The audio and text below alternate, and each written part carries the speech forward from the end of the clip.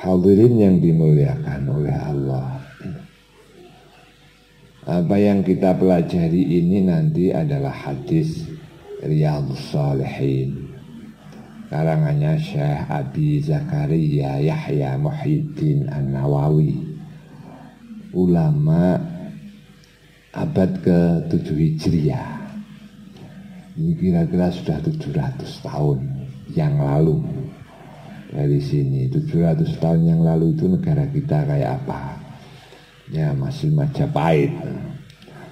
Nah, ulama Syekh Nawawi, Imam Nawawi ini mujtahid Qarnus Sabi', orang yang paling alim pada abad ke-7 itu. Dia memilih-milih hadis-hadis dari hadis Imam Bukhari, Imam Muslim, dan hadis-hadis yang sahih dirangkum dalam Riyadhus Shalihin itu. Jadi Riyadhus Shalihin ini lebih banyak berbicara tentang akhlak, tentang tasawuf, bukan tentang hukum. Saya kira kalau hukum bisa ditanyakan secara langsung. Beliau juga punya ringkasan yang paling kecil hadis Arba'in An-Nawawiyah itu. Nah, beliau muhaddis, mufassir, juga fuqaha, minal fuqaha, wong ijtihad. Ijtihadnya ijtihad furu', ya meskipun dia mujtahid furu'. Nah, Imam Nawawi celukannya, bukan Syekh Nawawi Banten. Kalau Syekh Nawawi Banten kurun ke-14 Hijriah atau ke-13 Hijriah. Tapi kalau ini kurun 7 Hijriah, ya abad ke-7 Hijriah. Nah, siapa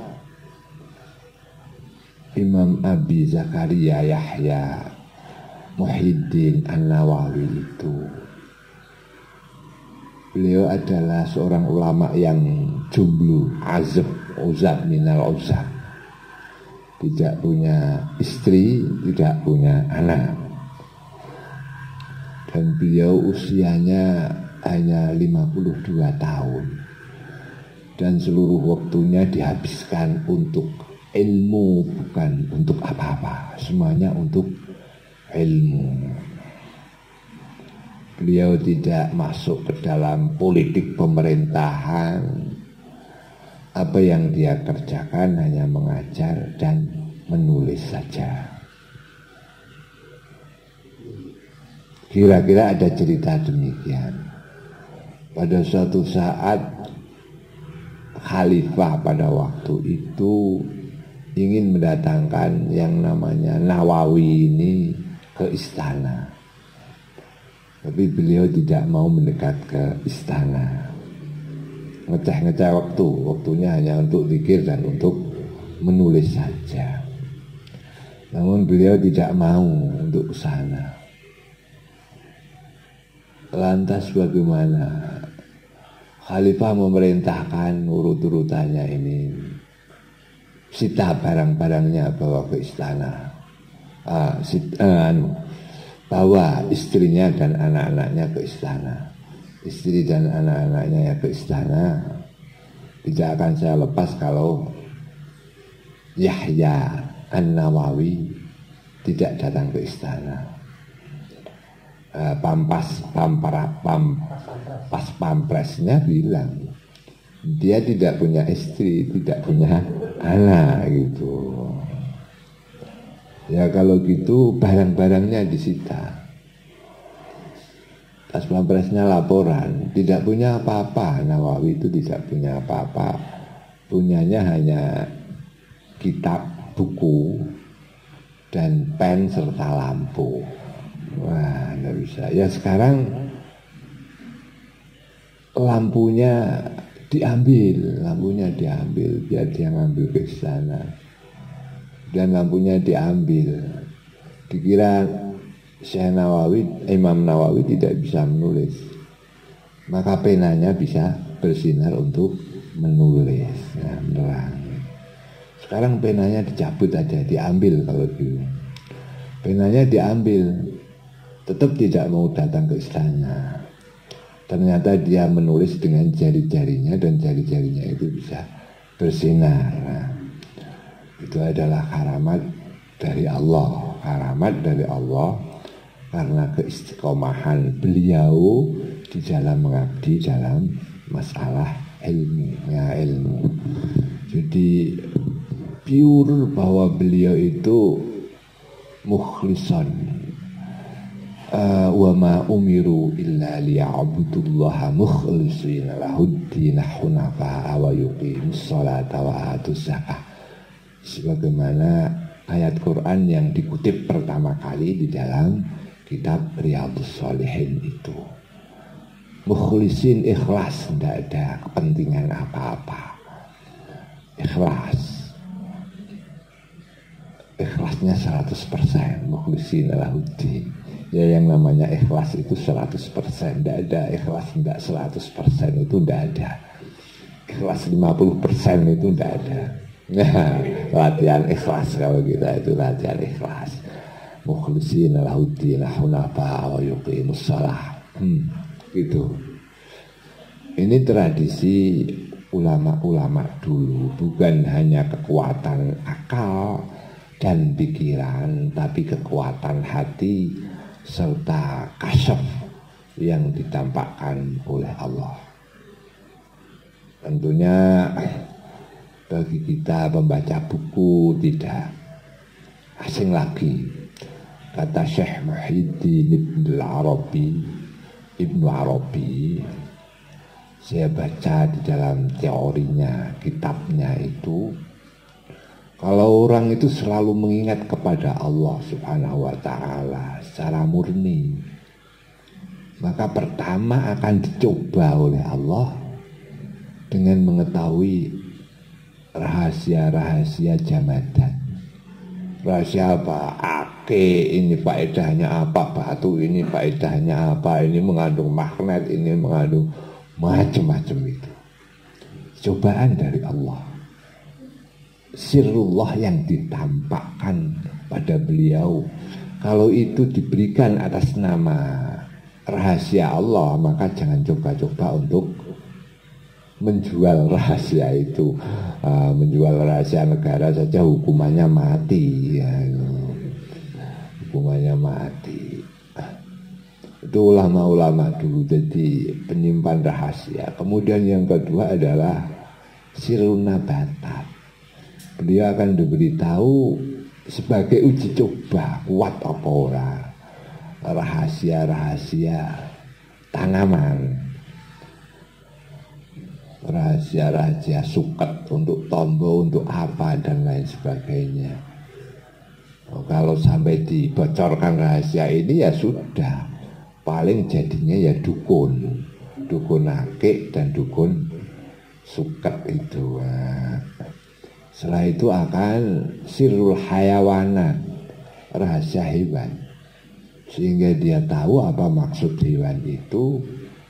Macan menjadi lulut dan lain sebagainya itu sudah biasa.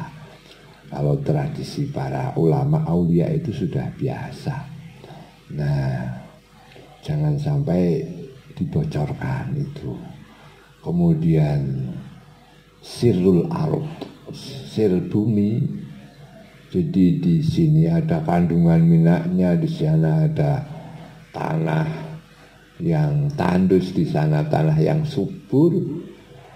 Itu karena hasil dari zikir, im'anud zikri mereka kepada Allah yang ikhlasan, mukhlisan. Tapi jangan main-main, itu adalah uji coba Allah. Nah, kemudian nanti sirrus samawat, sirnya langit. Nah, setelah sirnya langit baru sirrul qalb, rahasia hati. Mulana ana wali sadurunge jenengan ngomong mesti tebak sih. Tapi ini yang nanti membedakan dengan dukun perewangan itu beda, nanti ada sendiri. Ukurannya adalah mizanus syariah. Dia nanti nglakoni syariat sing apik tenan apa ora. Nah, orang nglakoni syariat sing apik ya berarti dukun kuwi, perewangan jin. Bukan mukasyafah dari Allah. Dan yang terakhir itu adalah sirrul qadhiyah. Rahasia, statement, pernyataan itu benar atau salah itu secara otomatis tanpa berpikir, tanpa mengangan-angan sudah ditampakkan oleh Allah bahwa ini B benar, bahwa ini S salah, itu sudah langsung otomatis. Itu karena dibukakan oleh Allah. Mungkin kalau melihat tulisan itu yang salah ya warnanya merah, yang benar warnanya hijau atau bagaimana, itu wallahu alam. Saya tidak sampai ke sana, tahap pertama saja sulit sekali. Nah, oleh karena itu untuk semacam beliau ini, al-ilmu bukan tahsilul fikr, bukan hasilul afkar, bukan hasil dari pemikiran dan logik, tidak. Tapi ilmu bagi beliau itu sudah apa yang tampak, apa yang dibuka oleh Allah Subhanahu wa ta'ala. Ini ilmunya ulama-ulama kayak demikian ini, dengan laku spiritualitas yang kayak demikian ini Imam Nawawi kelasnya sudah demikian. Imam Nawawi lah, mudah-mudahan dengan membaca kitabnya dan mempelajari kitabnya ini kita dapat tetesan berkah dari beliau. Sebab yang namanya ulama, yang namanya syuhada itu, aulia itu, tasarrufnya ketika sudah meninggal itu lebih kuat daripada belum meninggal gitu. Nah, ini lauk kasaf. Jadi kita yang tidak mengalami memang opoyo gitu. Kita tidak kuat. Jenengan umpama di werohke sesuk jenengan iku wis apa dolalan ya. Ana apa maneh aku diwerohke ngoten. Jembadaan sesuk iki ana episode yang saya jatuh. Wah, sekarang wis ora iso turu aku kan gitu. Ora kuat awake. Ya, jadi gitulah. Terima kasih. Hadirin yang dimuliakan oleh Allah. Namun hadis-hadis yang ditulis oleh beliau, misalkan Riyadhus Shalihin dan Arba'in Nawawiyah, itu dimulai dengan hadis yang sama, yaitu hadis innamal a'malu binniyati, diawali dengan hadis itu. Artinya apa? Artinya bahwa seluruh kehidupan kita ini nilai tidaknya tergantung kepada motif, kepada tujuan yang niat ada di dalam hati. Niat itu yang satu, yang tahu hanya panjenengan dan Gusti Allah. Nah, kalau kita tahlil, lillahi ma fis samawati wa ma fil ardh wa in tubdu ma fi anfusikum aw tukhfuhu yuhasibkum bihillah. Nah, diawali dengan bagi Allah langit dan bumi, kemudian kembali kepada diri kita. Meskipun apapun yang ada di dalam diri kamu, meskipun kamu tampakkan maupun tidak tampakkan, Allah Maha mengetahui dan akan menghisab. Apa yang ada di dalam hati ini akan dihisab oleh Allah.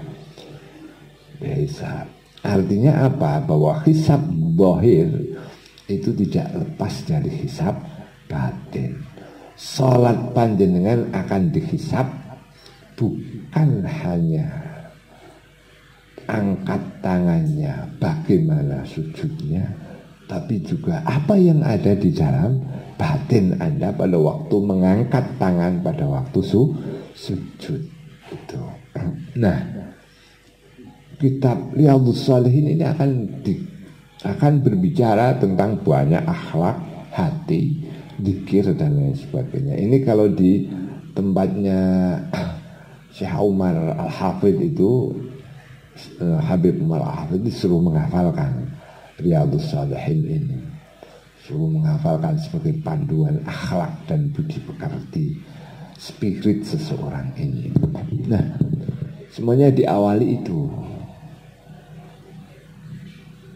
Bisa juga orang zahirnya itu bagus, tapi ketika disinkronkan dengan batinnya sangat busuk, bisa juga.